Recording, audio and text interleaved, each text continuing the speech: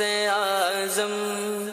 السلام علیکم ورحمۃ اللہ وبرکاتہ۔ وعلیکم السلام ورحمۃ اللہ وبرکاتہ۔ کیسے ہیں ہم دونوں؟ الحمدللہ رب العالمین علی کل حال۔ اور عزیر بھائی آپ کیسے ہیں؟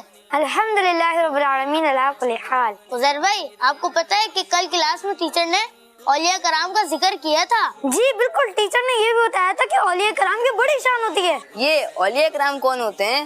میرے خیال میں اللہ کے نیک بندوں کو اولیاء کرام کہا جاتا ہے۔ تو کیا جتنے بھی نیک بندے ہیں وہ کیا اولیاء کرام میں شامل ہیں؟ میرے نانا بھی بہت نیک انسان تھے، مگر ان کا تو کوئی مزار نہیں ہے، حالانکہ اولیاء کرام کے تو مزارات ہوتے ہیں۔ یہ تو بڑی کنفیوژن ہو گئی ہے کہ اولیاء کرام کون لوگ ہیں۔ میرا مشورہ تو یہ ہے کہ ہمیں کسی صحیح عالم دین سے یہ مسئلہ حل کروانا چاہیے۔ جی بالکل، اگر ہم اس کا جواب خود ڈھونڈ لیں گے تو بہت گڑبڑ ہو سکتی ہے۔ ہم کوئی عالم تھوڑی نا۔ کیوں نہ امیر اہل سنت سے یہ مسئلہ حل کروائیں۔ بھلا اس سے اچھی اور کیا بات ہو سکتی ہے؟ پیارے امیر علیہ سنت، آپ ہمیں یہ بتائیں کہ اولیاء کرام کون لوگ ہوتے ہیں اور اللہ کا ولی کیسے بنا جاتا ہے؟ ماشاء اللہ، بڑا پیارا انداز سوال کرنے کا۔ اچھا، وہ جو میں نے غوث پاک کی تاریخ ولادت کے تعلق سے مکتبۃ المدینہ کتاب غوث پاک کی کرامات کے پیج نمبر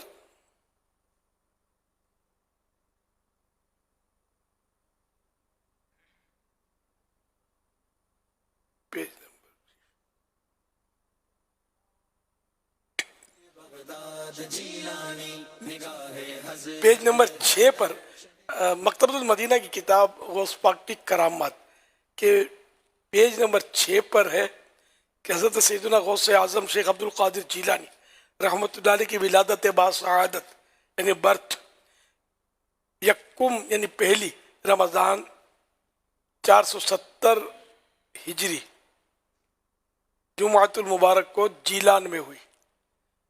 470 ہجری تھی، رمضان شریف کی پہلی تھی، چاند رات غالباً ہے نا، چاند رات کو، اور جمعے کا دن تھا، شب جمعہ۔ سبحان اللہ۔ تو یہ وہاں ایڈجسٹ کیجئے گا، 71 70 میں کچھ کنفیوژن تھا، لکھا ہوا تو 70 ہی مل گیا۔ صلو علی الحبیب صلی اللہ علی محمد۔ بچوں کا سوال، اولیاء کرام۔ اب اس میں ایسا ہے کہ اصل اولیاء کرام کی بہت ساری اقسام یعنی قسمیں ہیں۔ بعض تو اولیاء ہوتے ہیں کہ جن کی شہرت ہوتی ہے، درجے ہوتے ہیں، ان کے گریڈس ہوتے ہیں، اور شہرت بھی بہت ہوتی ہے، تو ان کے تو مزارات بھی بنتے ہیں، عرس بھی ہوتے ہیں، سب کچھ ہوتے ہیں۔ اچھا، ایسے بھی اولیاء کرام ہوتے ہیں کہ جن کی اتنی شہرت نہیں ہوتی، وقت کے ساتھ ساتھ ان کا چرچا جو ہے وہ لوگوں میں کم ہو جاتا ہے یا لوگ بھول بھال جاتے ہیں۔ وہ جو اولیاء کرام ایسے ہوتے ہیں جن کو خود اپنی ولایت کا علم نہیں ہوتا کہ میں ولی بھی ہوں،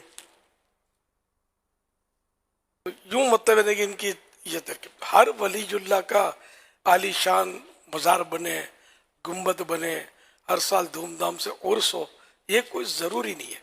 بعض مشہور ہوتے ہیں تو ان کے اس طرح لوگ مریدین جن کے کثرت سے ہوتے ہیں تو اس طرح وہ کرتے ہیں، ورنہ تو بے شمار اولیاء کرام ہوتے ہیں، یہاں تک کہ جہاں 40 نیک آدمی جمع ہوتے ہیں ان میں بھی ایک ولی ہوتا ہے۔ یہ اقوال بھی ہے، اور اس طرح کے بھی اقوال ہیں، ہر عالم ولی ہوتا ہے، اقوال ہے اس میں۔ تو بہرحال یہ کہ اور جنت میں جو جائیں گے وہ بھی اللہ کے دوست ہیں، ولی ہیں، ہے نا، رضی اللہ عنہم ورضوا عنہ، کہ وہ اللہ سے راضی، اللہ ان سے راضی۔ تو اب نبی کا معاملہ دوسرا ہوتا ہے، نبی اور ہیں ولی اور ہیں، ولی میں نبی میں بہت فرق ہے۔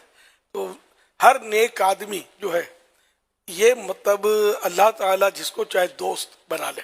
اب پھر اس کی صورتیں کہ جیسے اب ولی جو واقع ہے کہ جس کو ولایت ملے اس کو عالم ہونا شرط ہے، اچھا عالم ہو، پھر اس کی مختلف صفات بھی علماء نے بیان کی گئی، یہ ایسے ہوں گے، ان کے اخلاق ایسے ہوں گے، یہ سخی ہوں گے، گناہ اگر ان سے کبھی ہو گیا تو اس پہ جمے نہیں رہیں گے، اس سے یہ تائب ہو جائیں گے، توبہ کر لیں گے، ہٹ جائیں گے. تو اس طرح کئی مطلب یہ کہ اس میں صورتیں ہوتی ہیں.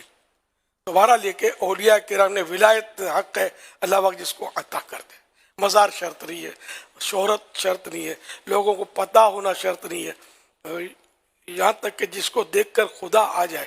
ایک ولایت کی یہ بھی وہ تعریف، جی ہاں، جس کو دیکھ کر خدا یاد آ جائے. ولی وہ ہے جس کو دیکھ کر اللہ یاد آ جائے. ہاں یہ حدیث پاک ہے، وہ عربی ہے. مطلب اولیاء اللہ اذا رؤوا ذکر اللہ، کہ اللہ کے ولی وہ ہوتے ہیں کہ جب ان کو دیکھا جائے تو اللہ پاک یاد آ جاتا ہے. یہ حدیث پاک ہے کہ اللہ کے ولی وہ ہوتے ہیں کہ جن کو دیکھ کر خدا یاد آ جائے. تو یوں مطلب ہے کہ اولیاء کرام کی اقسام کافی ہیں. اللہ کریم ہمیں مطلب ہے کہ اولیاء کرام کے فیض و برکات نصیب کرے، ان کا ادب و احترام ہمیں عطا فرمائے.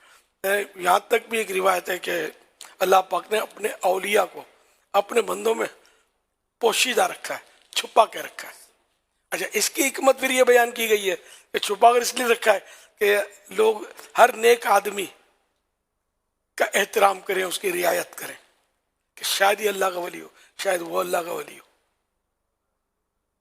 واللہ تعالی اعلم ورسولہ اعلم عز وجل وصلی اللہ تعالی علیہ وآلہ وسلم. صلو علی الحبیب صلی اللہ علی محمد.